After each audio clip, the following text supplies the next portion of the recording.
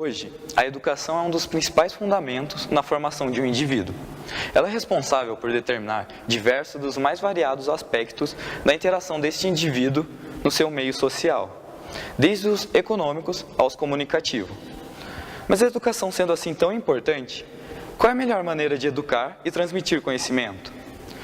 Atualmente, a gente utiliza o método tradicional, que eu garanto que muitos de vocês devem estudar nele ou já estudaram por ele.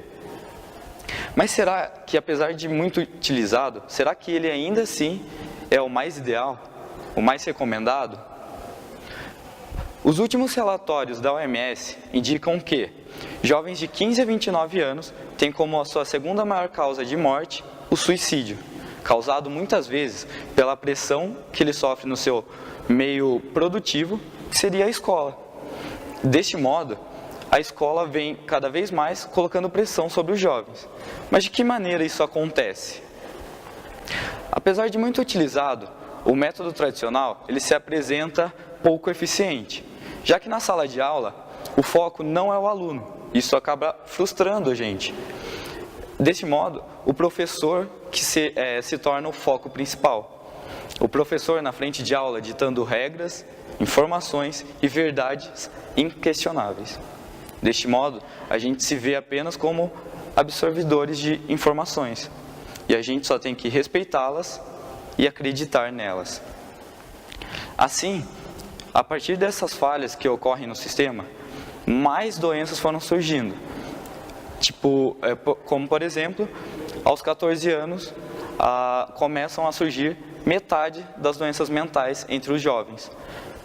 Assim, ainda continuando, a OMS relatou dados de aumentos crescentes no consumo de álcool, drogas e cigarro por parte dos jovens, além da contração de AIDS como crescente. Deste modo, a gente tem o jovem contraindo doenças, contraindo vícios.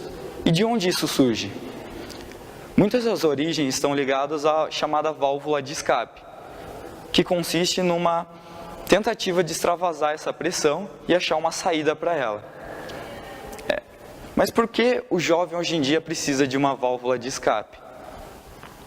Como eu já disse, o ensino ele tem forçado os jovens a absorver informações e não a aprender em si. Ele tem que apresentar resultados e não mostrar conhecimento. Por isso, hoje a gente utiliza métodos avaliativos como provas para saber se ele sabe ou não. Mas será que essa é a maneira certa de avaliar?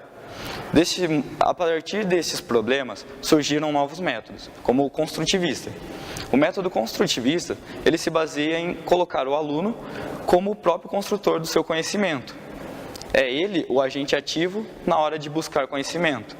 O professor apenas está ao seu lado como um orientador, para indicar a ele o melhor caminho. Mas quem realmente busca o conhecimento é o próprio aluno. É ele que tem que questionar o que realmente é verdade para poder construir seu conhecimento. Outro método, como o montessoriano, ele trabalha a autonomia do aluno e traz as informações e conhecimentos como meios palpáveis e didáticos. Desse modo, o conhecimento ele se torna físico e algo não somente teórico, como a gente vê no método tradicional, onde o professor fica na sala falando somente das informações. Deste modo, no método montessoriano, o aluno ele consegue ver o que ele está aprendendo, sentir e colocar em prática.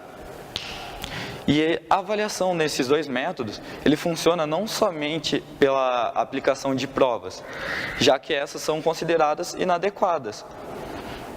A avaliação nesses métodos, ela funciona por meio de colocar o aluno como um lecionador, colocar o aluno para ensinar outros alunos.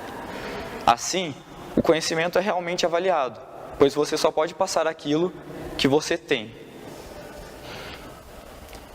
Então, venho aqui hoje perguntar a vocês e deixar uma questão. Por que a gente continua usando o método tradicional, tendo métodos mais eficientes?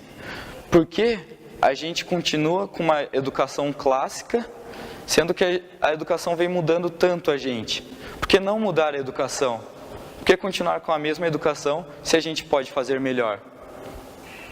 E depois de respondidas essas perguntas, que coloquemos em práticas métodos mais eficientes e coloque nossos alunos como construtores de conhecimento e questionadores, agentes críticos, não somente como observadores e ouvintes.